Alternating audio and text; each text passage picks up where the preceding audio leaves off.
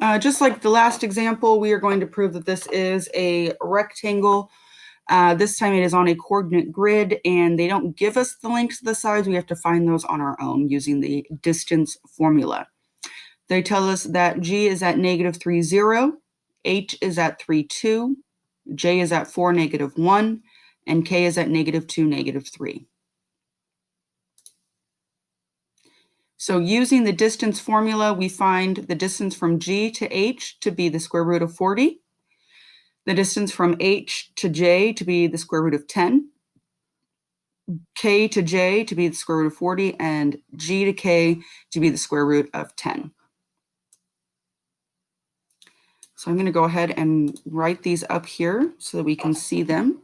G to H, square root of 40, H to J, square root of 10, K to J, square root of 40, and G to K, square root of 10. So there we can see that the opposite sides are congruent to each other.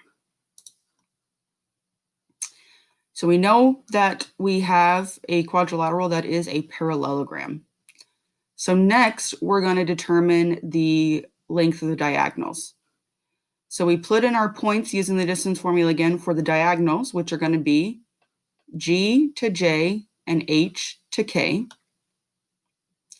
And we see that they are both the square root of 50. So it is true that this quadrilateral that we proved to be a parallelogram is a rectangle.